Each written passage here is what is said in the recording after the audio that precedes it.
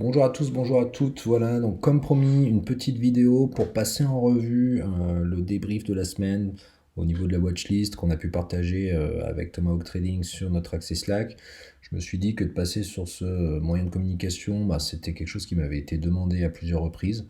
Donc voilà, c'est un petit test. On va voir si techniquement je galère pas trop à le faire, si ça intéresse aussi les gens ou si ça n'intéresse personne. Et puis voilà, donc le but, moi, pour cette vidéo, c'est de tout simplement passer en revue la watchlist que j'ai posée la semaine dernière sur Twitter, et puis derrière de repasser un replay un peu de la semaine, et puis parler un petit peu sentiment de marché, euh, analyse, un petit peu aussi gestion, voilà, tout ce qui va me venir par la tête, on va dire, en travaillant ces valeurs-là, quoi. Donc on commence avec le CAC 40 aujourd'hui. Donc moi, j'ai passé euh, beaucoup de cash, beaucoup de liquidités sur ce chandelier. Heureusement, on dirait que j'ai plutôt été inspiré sur ce mois de janvier. Voilà, on était un peu flat plus, on est placé, on voit clairement flat moins sur le mois de janvier. Et j'ai vraiment, je dirais, donc ce chandelier-là, c'est le lendemain de l'investiture de Joe Biden. Je trouvais que c'était un petit peu excessif cette hausse-là, parce qu'on n'avait plus vraiment de stimulus, plus vraiment grand-chose à jouer. Euh, En termes de news flow, je trouvais que c'était un petit peu excessif. On allait taper sur donc cette robe, et puis derrière, donc moi j'ai appelé à la prudence sur le Slack et j'ai commencé à solder en fait pas mal de positions sur ce chandelier-là.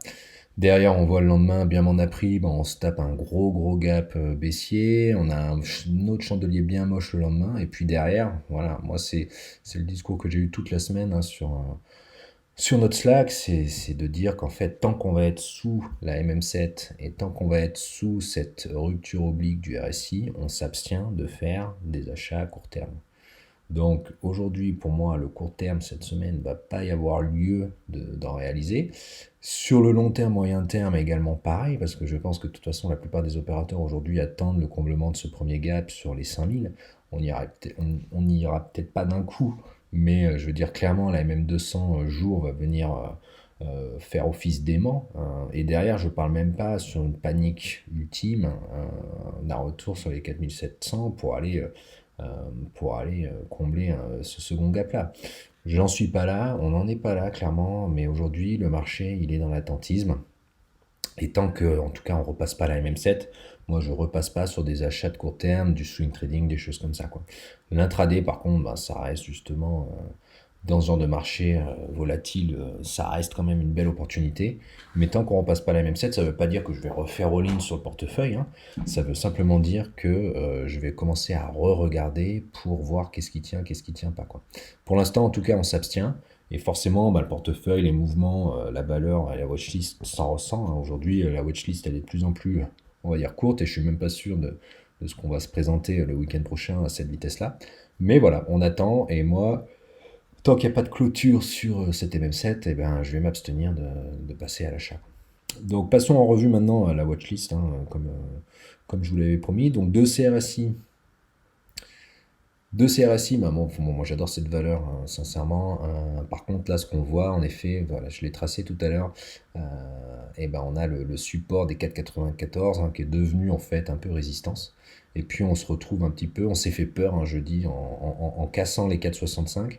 Euh, on s'est fait un peu peur, hein, première alerte. Donc moi, je laisserai patienter justement. Le marché aujourd'hui, il nous dit quoi? Il nous dit que bah, il faut attendre les paniques baissières. Euh, Moi, je vais essayer en tout cas de placer des petites épuisettes sur des paniques baissières, pas sur des supports. Voilà, donc un exemple sur deux CRSI, j'aurais pu placer un support ici, mais on n'est plus dans un marché à acheter des supports. Là, moi, je pense qu'il faut acheter des mèches, acheter des paniques baissières. Donc, par exemple, 3,75 serait un bon niveau, hein, puisque ça serait la rupture oblique. Un pullback sur cette rupture-là, ça serait également un retour sur la MM200 jours. Et puis, je pense que même en hebdo, si je bascule vite fait en hebdo, on aurait même un retour sur ce support-là, qui n'est pas encore confirmé avec deux touchettes, mais qui peut faire sens. Je pense même que si je le duplique, on peut presque y voir un canal, ouais, pourquoi pas. Bref, sur deux CRSI, je saurais être patient pour acheter toute baisse certaine, quoi. Voilà. Derrière, bon, Terra Nexus, la belle Terra Nexus, la fameuse Terra Nexus. Donc voilà, bon. Bah là, je reste sur le graphe hebdo, hein, justement pour vous montrer que moi, ce graphe hebdo, bah, je l'ai fait en octobre dernier quand je suis rentré en position et je ne l'ai pas touché depuis, quoi. Et on voit en fait après que l'analyse technique, ça peut fonctionner, quoi. Donc, j'ai pas touché ce graphe-là et c'est aujourd'hui comme ça que j'ai refait un nouveau plan, je dirais. Donc, on avait ce graphe hebdo. Moi, en fait, en journalier, au mois d'octobre, je suis rentré sur les 7,22 et sur la cassure de ce triangle-là de congestion. Et puis, j'ai surfé un peu la vague. J'ai cristallisé après les gains, forcément. Et puis, je suis rentré sur cette valeur qui avait un momentum très fort. J'ai fait pas mal d'intraday, de racheter à chaque fois des nouveaux plus hauts, ainsi de suite, blablabla. Et puis, donc, je me suis fait pas mal plaisir sur cette valeur. Et puis, eh ben, comme beaucoup de monde, hein, sur la cassure ici des 22,04 €, je me suis retrouvé ben, à acheter également à nouveau. Et puis derrière, il y a la news, quoi, hein, la news d'une augmentation de capital de 10%, d'une dilution de 10%, d'un partenariat qui est retardé, et puis je me prends la tollée, quoi, hein, je veux dire. Là, on voit la calice jusqu'à la lie, je vais dire, et puis derrière, on a un chandelier I2 qui vient même se faire taper par la MM50, la MM20, pardon, et derrière, enfin, on surfe la Bollinger Basse, enfin ça c'est le genre de truc où faut pas être, quoi. Et donc c'est pour ça que je solde vers les 16 € en catastrophe, ça mange beaucoup de gains, ça mange... voilà. Mais derrière, en fait, il faut savoir reconstruire un plan si on en voit un, bien sûr, mais moi en l'occurrence, sur Terra Nexus, j'en voyais un, puisque j'avais pas touché ce graphe-là que j'avais depuis des mois, et j'étais capable d'un peu de connaître les niveaux sur lesquels rentrer. Donc moi j'ai mis une première ligne, hein. Je suis re-rentré sur les 13,70, euh, qui me semblait pertinent, qui était proche aussi d'une MM20 hebdo, et aussi avec un plan d'accumuler sur la MM50 hebdo, hein, qui pourrait servir de support, qui pourrait venir confirmer en fait cette oblique. Euh, et puis derrière, en fait, voilà, enfin, je pense que je vais tripler ma position sur les 10 €, ce qui devrait me donner un PRU environ de 11 €, hein, ce qui est actuellement un petit peu les niveaux qu'on a en journalier. Euh, et puis derrière, on va pouvoir, voilà, ça va être du moyen terme par contre, ça va être de rejouer la SPQ sur le partenariat dans 2 3 mois. SPQ qui, je pense, peut nous amener à recombler le gap, hein. Donc ça reste encore, c'est un plan osé, c'est un plan qui a plus de chances d'échouer que de réussir, hein, puisqu'aujourd'hui on n'est pas du tout dans cette optique-là sur Terra Nexus, mais en tout cas, voilà, ça a le mérite d'exister comme plan. Et puis ben, en journalier, qu'est-ce qu'on voit? Ben, la MM200 donc, est venue aider. On va squeezer avec la MM 7 jours. Donc c'est simple, hein, je veux dire, si on casse la MM200, et ben, mon plan sur les 10 € va sûrement s'activer. Si on casse à l'inverse la MM7, je pense qu'on va avoir un rebond technique de court terme qui peut nous amener, ouais, je pense, sur les 16 €, quoi. Ça serait commerçant. Donc voilà, pour Terra Nexus, Athème, bon, pas grand chose à dire, hein, pas très très excitant. Je l'avais depuis un petit moment, mais on voit qu'il s'est rien passé, hein, sur les 17,40. C'est un peu un éléphant pour l'instant. Donc AS, hein, sur Athème, franchement. Euronav, ben, je suis rentré cette semaine dessus. Je suis rentré sur un support en fait, plus dans une optique aussi moyen terme, long terme. Donc déjà, bon, Euronav, hein, ça sert un bon rendement actuellement sur ses prix. C'est un des PER les plus faibles de Belgique et d'Euronext. On est sur une problématique un peu de moyen long terme, c'est-à-dire la problématique des tankers, du stockage du pétrole. Donc c'est quelque chose qui me plaît fondamentalement et c'est pour ça que je l'ai plus rentré dans une optique aussi long terme que court terme. Euh, Derrière, voilà, bon, j'ai rentré une première position sur cette oblique qui n'a pas tenu, hein, visiblement. Donc peut-être un peu achat anticipé. Derrière, j'ai un achat également sur les 6,20, 6,15. Et puis potentiellement les 5,50, quoi. Donc toujours avoir son plan à l'avance, surtout quand c'est à la baisse dans un marché comme ça. Mais pour moi, fondamentalement, Euronav, ça peut valoir 10 € si le marché se réveille un petit peu sur ce secteur-là, quoi. Et puis derrière, il y aura toujours également le dividende, quoi, pour venir un peu mettre du beurre dans les épinards, quoi. Donc en hebdo, on voit que ça a pas fonctionné. Donc en journalier, qu'est-ce qu'on a? On peut potentiellement avoir un pullback. J'y crois pas trop à ce stade-là, hein, vu l'esprit du marché. Mais on va patienter et on va voir un petit peu comment ça avance sur Euronav. Atari, Atari, je l'ai rajouté pendant la semaine. Ça me paraissait pas mal du tout.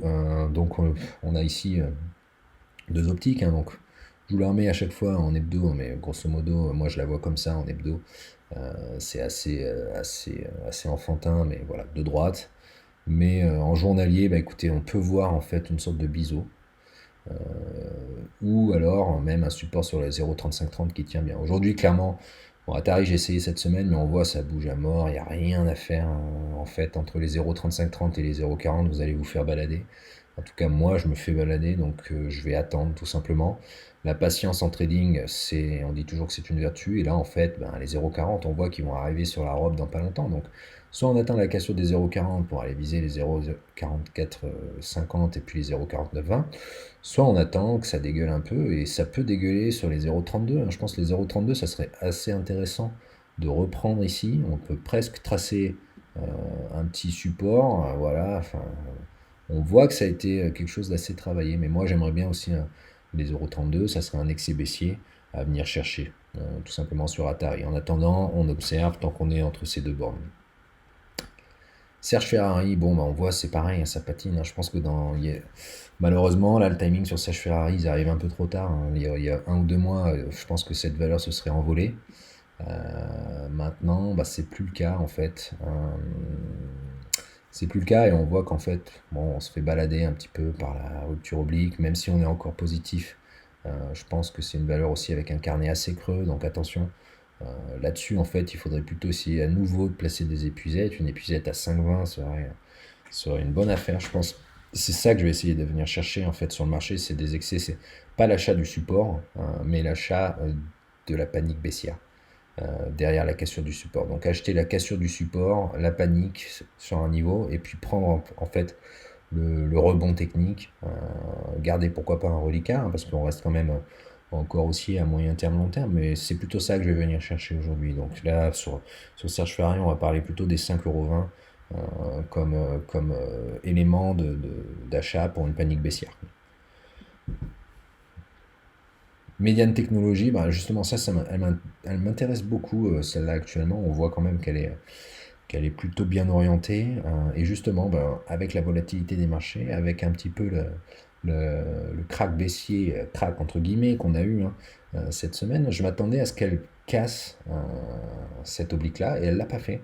Donc ça me fait noter quand même une certaine résilience acheteuse et haussière, hein, pour cette valeur qui me plaît bien. Derrière, on commence à avoir aussi la MM7 qui commence à venir bien taper sur la valeur, mais du coup, voilà, typiquement, là, on est sur ce que je vais chercher cette semaine, c'est-à-dire, on va, je pense quand même venir casser un peu le support et les derniers plus bas qui étaient à 6,86. Et moi, ce qui va m'intéresser, c'est de rentrer sur la panique, et la panique, elle va avoir lieu ici, hein. Elle va avoir lieu sur la MM200, qui est le dernier plus bas ici également, donc 6,28, et puis même essentiellement les 6 euros, pourquoi pas les 5,80, mais j'y crois pas trop, mais voilà. Moi, si jamais on arrive sur cette zone-là, je vais acheter dans l'optique de revendre sur les 7 euros et de prendre un rebond technique juteux, quoi. Voilà. Arcos, bon, bah, ça je l'ai rajouté dans la semaine. Bon, ça c'est typiquement le genre de trade à pas faire quand on s'ennuie un peu.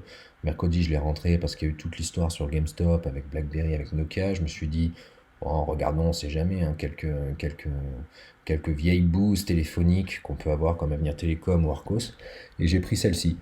J'ai pris celle-ci, alors ici, plus pour jouer, on va dire, bah, pour jouer ça en fait en 1 heure, pour jouer cette oblique qui allait se- qui allait devenir ouais, cette oblique-là, qui allait également rentrer en contact avec la MM 50 1 heure, et puis un peu, voilà, cette congestion.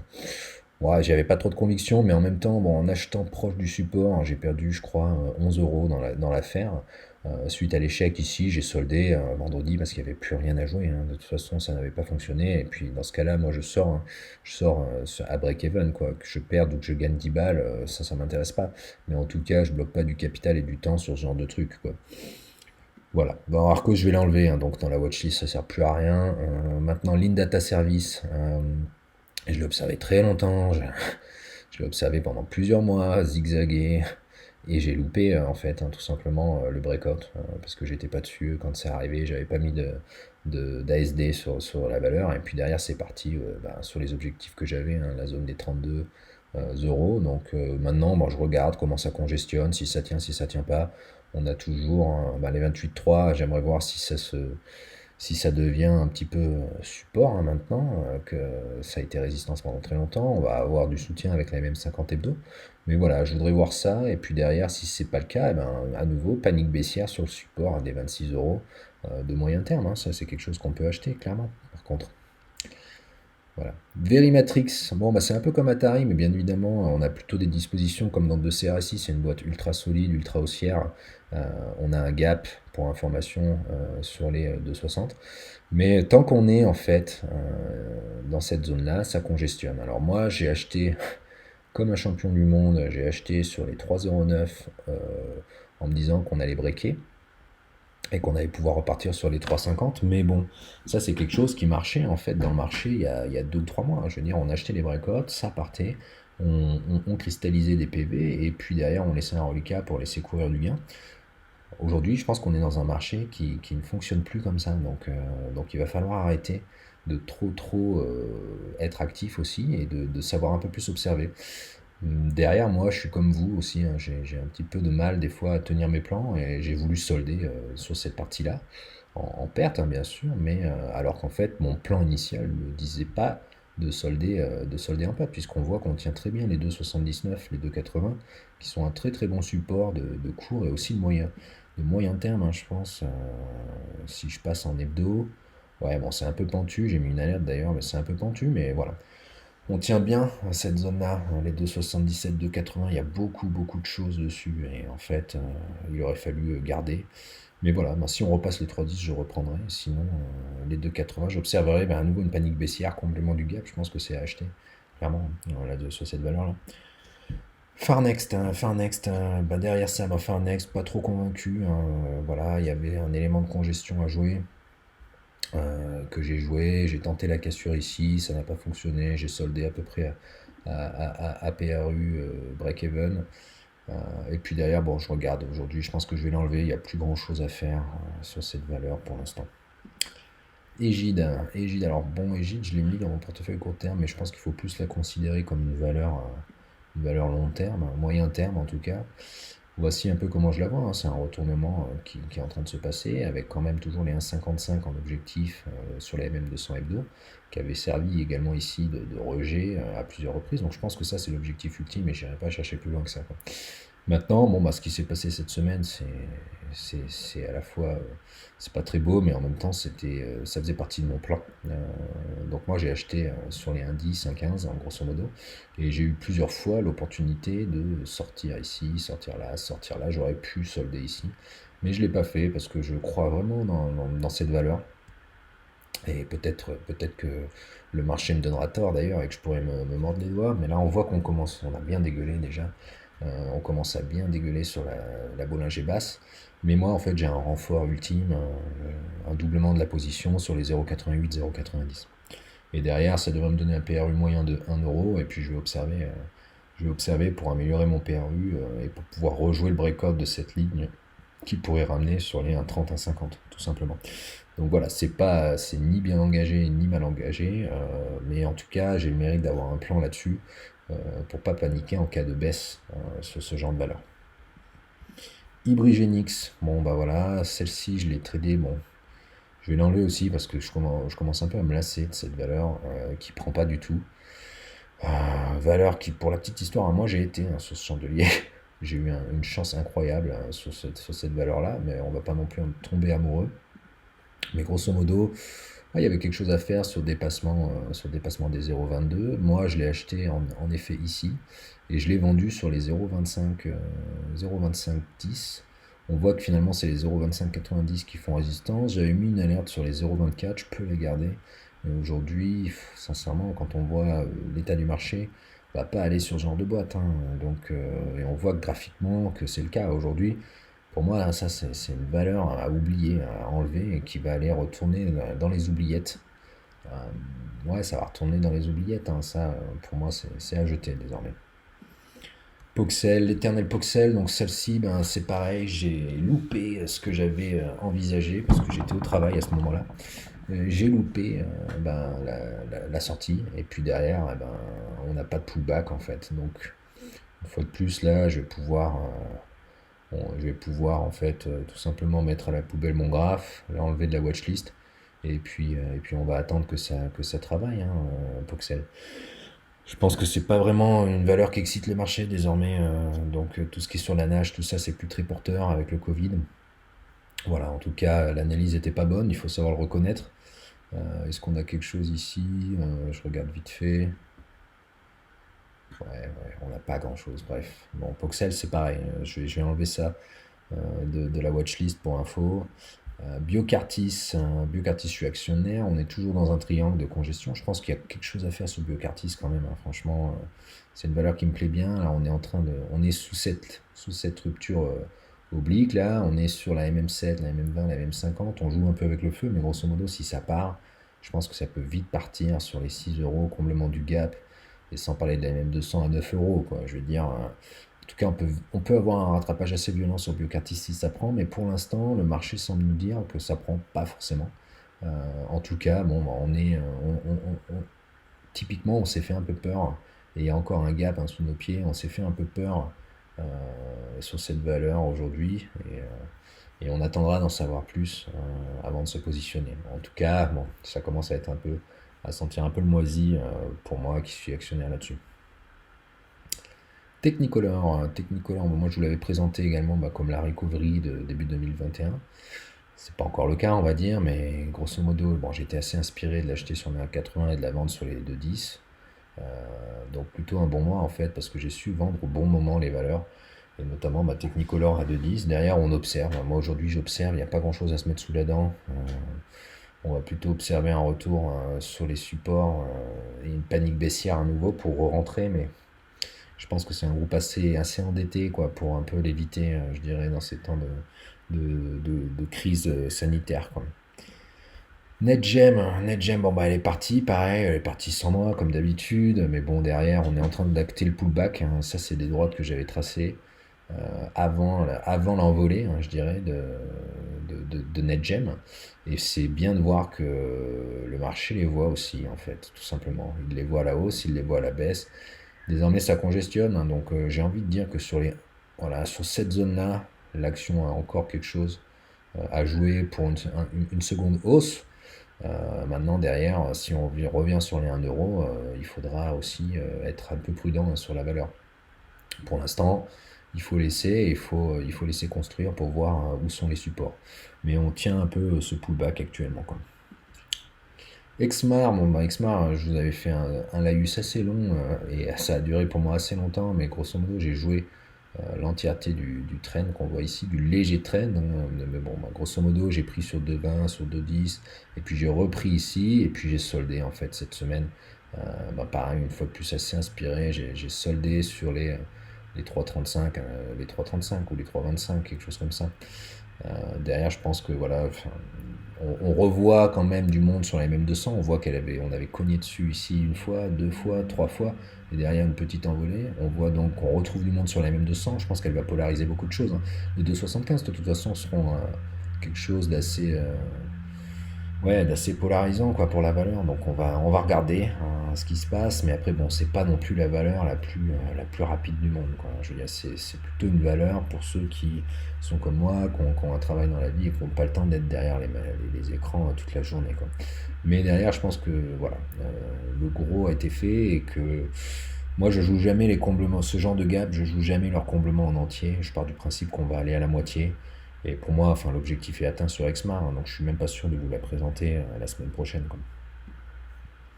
Terradiag, ben voilà, donc on a eu là-dessus, moi j'ai observé la cassure des 3,30, des 3,34, des 3,36, on va dire. Donc une fois, deux fois, trois fois, quatre fois, on l'a pas eu, et la cinquième fois ça a été la bonne. Alors bon, moi il a fallu être ultra rapide sur ce marché-là, hein, je veux dire. Donc moi j'ai acheté à peu près sur les 3,30, j'ai soldé sur les 3,40 et je me suis cassé. C'est de l'intraday pur. Voilà, aujourd'hui, c'est ce que le marché propose, quoi, malheureusement. Ou heureusement, j'en sais rien. Mais derrière, moi, j'ai vendu donc sur les 3,40. Et on voit qu'en fait, ben, même des valeurs Covid, les soi-disant valeurs Covid, sont jetées, hein, par les particuliers, hein. Donc méfiance, il y a bien un pullback ici sur les 2,50, je pense. C'est même 200, pullback, support. On voit qu'il y a des choses, mais voilà, moi quand je vois une MACD comme ça, j'ai envie de me méfier, hein. Le carnet est assez creux quand même, hein. Donc Terradiag, ouais, 2,50 pour les aventureux, mais sinon on prenait du repos, hein. Et puis observer.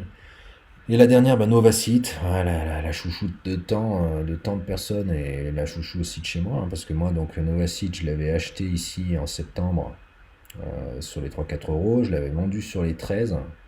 Derrière, je l'avais laissé tomber, puis je l'ai reprise en fait début d'année en guise de couverture de portefeuille. Je l'ai repris sur cette congestion et sur la cassure de cette rupture oblique. Donc moi j'avais un PRU à 9,80, j'ai tout vendu à 12,96.